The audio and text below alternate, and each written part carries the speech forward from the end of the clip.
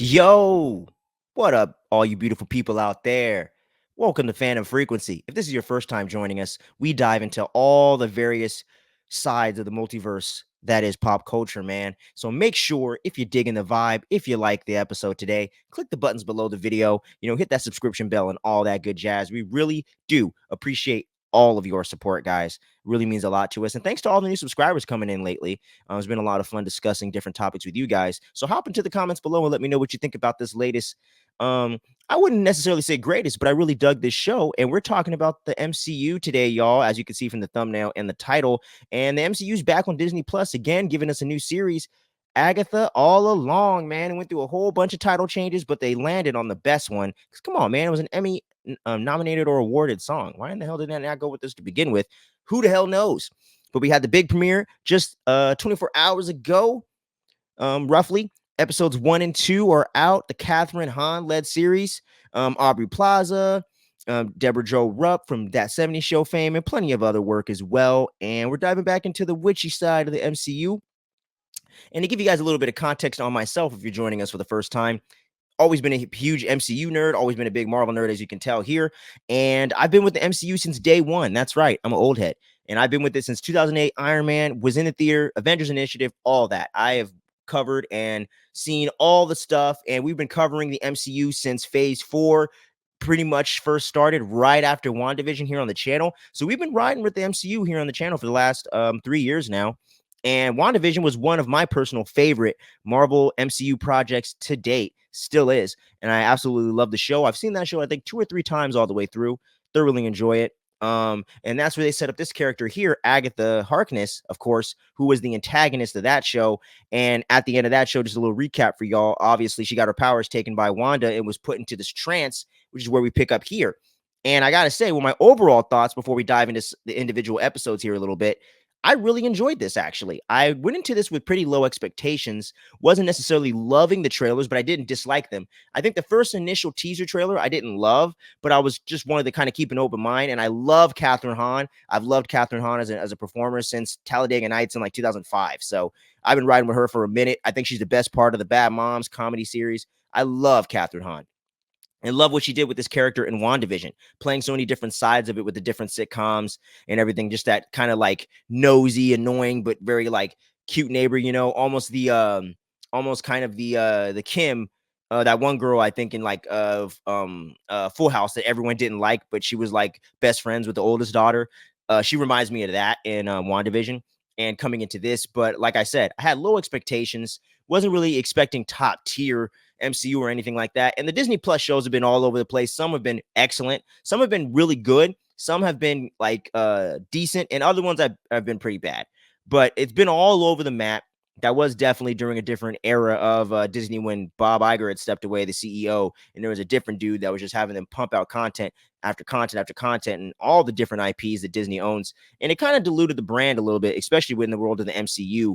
So I wasn't really quite sure where to fall on this because it wasn't necessarily a necessity for the MCU to have in phases 5 or 6. But I am happy to report after watching that second trailer and seeing more of the horror and spooky vibes and a little more of the fun they're going to have in the show, I'll say it delivered. You know what I'm saying? Now, episode 1, I thought was a little bit of a drag to get through at first. I was loving everything going on with Catherine Hahn's performance as playing that kind of mayor of Easttown, Kate Winslet, over the top East Coast accent, detective, some of those true detective vibes and everything, that kind of police procedural, if you will, that we were doing in the first episode when she's still in her little trance that Wanda put her in for apparently 3 years. And it was a good episode. I like what Aubrey Plaza was doing, but I know she's going to tie into this more in a witchy way. We do see that at the end of the episode.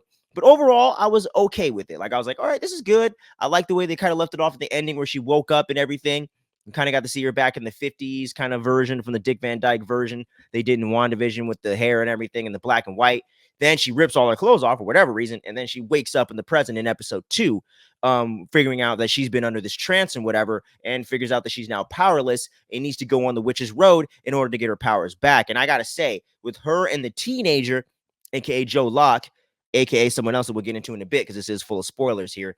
Episode 2 for me, much better. I thoroughly enjoyed episode 2. I like the humor. I like the dynamic between Catherine Hahn and the teenager character. I love their back and forth and how she's kind of mean to him in a sense and kind of bullies him a little bit, but at the same time is manipulating and using him to get to her means and whatnot and sees the use that she can have for him. I don't know if she realizes who he's related to, which we'll get into in a bit as we recap the episode, but overall, I thoroughly enjoyed it. I liked all the humor and everything with the characters, her kind of assembling her coven, if you will. We get to see Deborah Jo Rupp once again and get introduced to these new characters in Lilia and the other ones. I forget their names right now. But I really enjoyed the second episode, and it was more of the show I was kind of hoping it would be. And I got to say, I had a really good time with it. And the way that the episode ends with them finding Witch's Road and setting up this big old conflict and adventure they're about to go on, I'm actually really interested to see where episode 3 and beyond is going to go. I do think we're going to get a 2-episode premiere for the finale as well, which is a new strategy they're doing. So I am curious to see where that's going to go. We have, I think, 9 episodes total. So there's 7 more to go. So we're going to be hitting y'all with at least 6 more weekly reviews. 4 or 5, whatever. Whatever. It's too early for math, but we're going to be hitting you guys with these weekly reviews. But overall, I'm really enjoying this show. I'm not loving it, but I am enjoying the show quite a bit. And now, why don't we go ahead and get into the recap portion a little bit here and get into some of the plot points. So starting off with episode 1, like I mentioned earlier, we're getting into that kind of Mayor of Easttown, True Detective police thing going on when she's still in her little trance or whatever. And I absolutely loved what Catherine Hahn was doing, just overcooking the accent, you know what I'm saying? And just overall her performance in general was just so dialed into that type of trope or that type of detective character. But at the same time, it felt a little over the top, but it matched the energy and the tone of the show. And I really dug that. And the one element of the show I really like so far through both episodes, besides Catherine Hahn, is the overall like the cinematography and the set design and the score and the soundtrack. Really awesome. And I love the sound design too.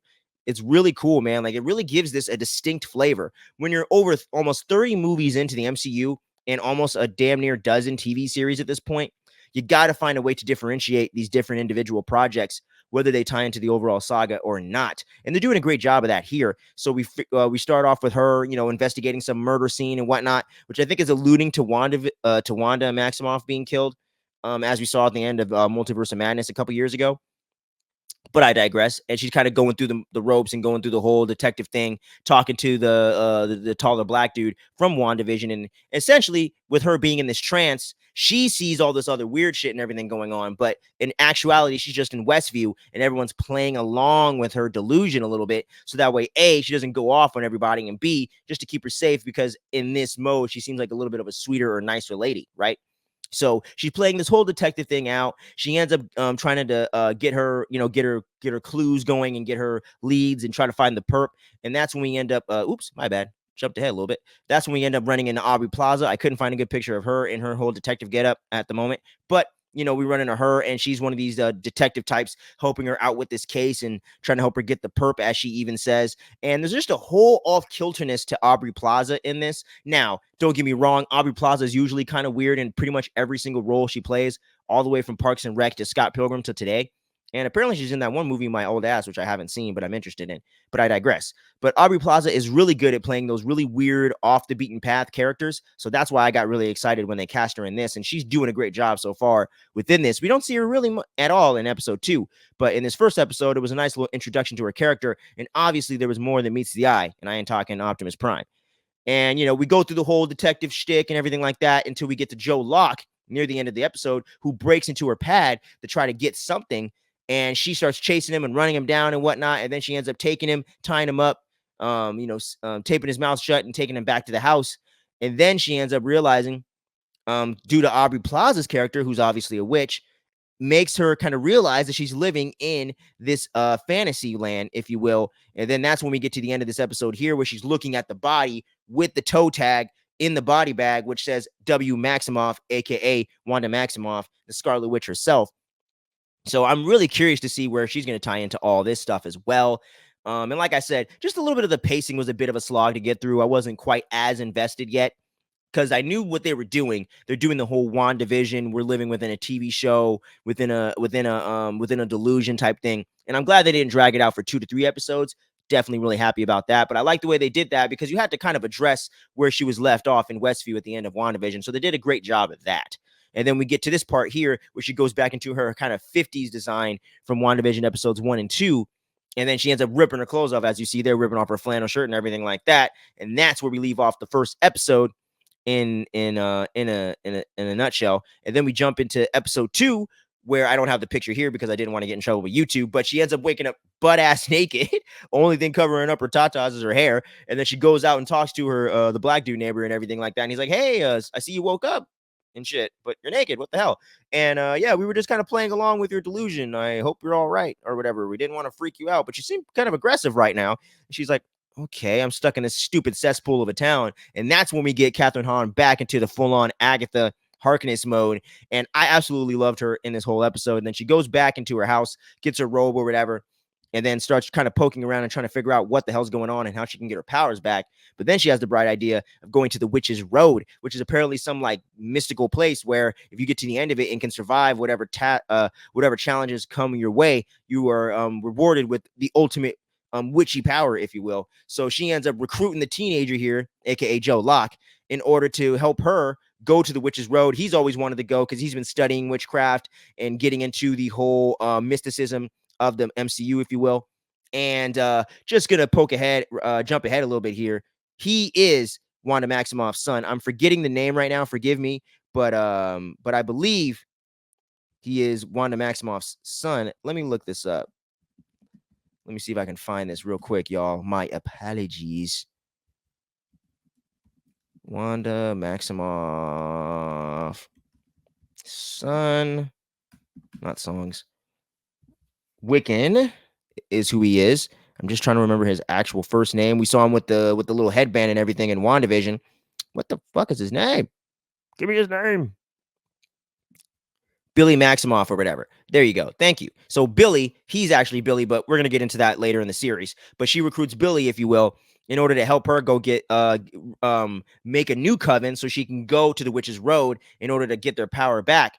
But you know there's definitely going to be some ulterior motives going on when you're talking about Agatha Harkness, of course. So she ends up recruiting him, getting her whole witchy kind of normal suburban mom vibe going on, and they start to recruit Lilia and the black lady and the Asian lady as well. And she ends up even recruiting her neighbor Deborah Jo Rupp for whatever reason, because I guess they need four people along, four people, not including Agatha herself. But the funny thing about that was that Billy actually had a list of different names that she wrote out, or Lilia wrote out, when they went to go visit her to test her to test her kind of her mystical abilities and all that. And she's still very strong within her witchcraft and everything. But the fourth name that was on the list, I believe, was Aubrey Plaza's character, who we still don't have an identity for, because she was like, she literally ate the list and didn't want him to even attempt to say the name or try to go find this fourth person. So I'm pretty sure it's going to be Aubrey Plaza's character. So they kind of replaced her with Deborah Jo Rupp, and she's kind of going into Lilia's shop, goes through there, kind of messes around with her and tries to put on this whole Southern accent, which was so fun to see her do that whole Southern Belle thing, because we haven't heard, or at least I haven't heard, Catherine Hahn do a Southern accent since 2005 with Talladega Nights, or 06. So really was fun to get to see her play into that. And I love how she can just seamlessly fall into these different types of characters and everything. Catherine Hahn, man. Freaking national treasure. Where's her goddamn Oscar, damn it? Where is it? But then we move on through the episode. She recruits the Asian lady at the mall. She recruits the black lady from her own shop, and they kind of essentially blackmail her into joining or wanting to be a part of this thing, because her healing products have like poisoned like 800 people or some shit, 80 people or something like that. So she's going to be getting sued and is potentially going to serve like 5 years worth of jail time, like Billy says. So he does a great job of kind of manipulating and blackmailing her into getting into the situation. So everyone ends up back at Agatha's place in Westview, and they're all doing their little witchy song and all that, and that plays into some of the musical elements of the show, where they have to conjure up the door to the witch's path through singing this song. And that was such a big surprise to me with WandaVision, and I almost forgot before we got into this. Catherine Hahn has a hell of a voice, man, and all these ladies do. And it's really awesome getting to see other kind of blending in some musical elements in a way that to me makes sense and is driving forward the plot. That's always my big criticism with musicals. A lot of the times they just stop to sing. It's not advancing the plot, really. They just want to stop and sing something and do a musical number. This is definitely playing within the show. And I like that musical things can be ways that witches conjure things, because we've seen that in other witch movies and other TV shows and other things. Even Harry Potter had a big musical number, like Wicked This Way Comes or whatever in the beginning of Prisoner of Azkaban, when they're doing the whole ceremony, bringing in these other schools and bringing in all the kids back into their third year of school. So I like the way that they're able to use this and give us some of those Harry Potter vibes, give us some of those Hocus Pocus vibes with everyone and the whole team dynamic going on here. But yeah, man, Catherine Hahn and everyone has such a phenomenal voice, and they do the little song, and they're like, "Where the fuck's the door at?" Like, I don't see no goddamn door. And meanwhile, Billy's upstairs, and you get these weird ass people in cloaks popping up on the street, and the black neighbors outside at the time because Billy went to go check out what was going on when he had the little bunny rabbit in his arms. He was holding the bunny and whatnot, and then they see these weird cloaked creatures that start hissing and growling at him and shit. And the black dude drops all his shit. He's like, "I'm out of here, bro. You know how us brothers do it. We ain't sticking around for anything creepy after we initially find out that's a creepy threat. I'm out." And then Billy takes a minute, but then he runs back into the house. They start breaking through the windows and shit. So I don't know what's up with these dark witch cloaked, things going on. Definitely gave me some Dementor vibes. But then he runs back downstairs and he's like, "Hey, let's go." And they find the door finally. But before they do, freaking Agatha's trying to trick them into blasting her and getting pissed at her so that way she could just take all their power and doesn't need to go down the witch's road. It was all a con the whole time. She was just trying to steal their power so she can get back to what she was doing to get the Darkhold back. So I like the way that they kind of swerved you in a way that was somewhat expected, but you got so caught up in the adventure you almost forgot, or at least I did. So she's like, "Come on, you bitches, just blast me." And that cracked me up the way she does that, man. And then Billy runs downstairs after they finally realize the door is right beneath him. And then she's trying to open it up. He helps her open it, and he's like, "Let's go. Let's get the hell out of here. There's some creepy shit going on." And that's pretty much where we leave the episode. But I gotta say, man, like I said earlier, so you see them there opening up the door and whatnot, because she's like, "Oh shit, like there is a fucking pathway. Okay, it worked. I guess I don't have to fuck you over and have you blast me and take your power and whatnot." Obviously 3 of the 4, because Deborah Jo Rupp has no powers in this show. But yeah, man, that's pretty much where we leave the episode off right there. And it'll be really interesting to see where the 3rd episode and the rest of the series goes, getting into some of these more mystical elements and whatnot, and getting Aubrey Plaza fully into the fold. I bet is going to just add a whole adrenaline shot of fun into the show. So I'm absolutely enjoying the show. I wouldn't say I'm loving it, but I'm really having a good time with it. I don't want to give a grade for a show when we're only a couple episodes in, but I would say if I had to grade it, I'm going to give the show right now, at least the 2nd episode, a good strong 7.5, and I'll give the 1st episode a 6.5. And altogether, it's just a solid show right now. If you dig like Hocus Pocus, if you dig The Craft, if you dig these kind of female-led witch movies, and some of them I do, like The Craft, I love it. I don't really like Hocus Pocus, to be honest with you. But if you like those kind of things, if you like horror, fantasy, Tim Burton, I think this is going to be the show for you. Even if you're not a big Marvel head and you don't watch every single thing, you don't even need to watch WandaVision. This gives you everything pretty straightforward and pretty clear and giving you what's going on. I think if you do watch it, you'll get a bit more, obviously, context into the situation and get a sense for the kind of tonality they're going for with the 1st episode, especially. But overall, I think people can jump into this without even being Marvel fans and enjoy the hell out of it. And I'm really enjoying the show. 1st episode was a little bit of a slower start, but I think the 2nd episode finds its footing. I'm loving the characters so far. Overall, I like the nuance that Agatha, aka Catherine Hahn, is playing into, and all the characters in that nature. Lilia has some weird Tourette's thing going on, and I can't remember the name of that actress, but I've seen her before and stuff too. So I'm going to be really interested to see where that character goes. And of course, Billy Maximoff here with the teenager, aka Joe Locke. I'm really extremely curious to see where he's going to go and if this is going to be any kind of Young Avengers setup at all. But y'all let me know what you think about this latest 2-episode premiere of Agatha All Along. Are you loving it? Are you hating it? Are you liking it? Or do you not give a shit and don't really want to see the show? Wherever you fall, we can always have a really civil discussion down below in the comments. So let me know where you guys are falling on this. We're going to have these weekly recaps depending on my work schedule. It'll either drop Wednesday night or Thursday. So we're going to have these weekly recaps for Agatha, all 9 episodes every single week. So make sure you got those subscription bells and all that stuff clicked there so you don't miss any of this Agatha All Along dopeness in your feed. We got the Penguin coming out later today as of the recording of this video, and we're going to have that recap up for you late tonight or on Friday. And we also got our new show, What's the Word, where we cover all the big news, pop culture topics that we weren't able to get to in individual videos throughout the week on Fridays or Saturdays every single week. So make sure you check that out as well. We have a lot more fun stuff coming up here for spooky season, which is right around the corner. And me and Steph have another collab in the works as well, my girl from the Final Girls. So make sure you guys stay tuned for all the dopeness we have going on here on the channel. Thank you for staying around to the end. I really do appreciate you, each and every one of you watchers. out there, all you viewers. And until next time, make sure you stay up, stay safe, stay tuned, and don't sleep on us, y'all. Peace.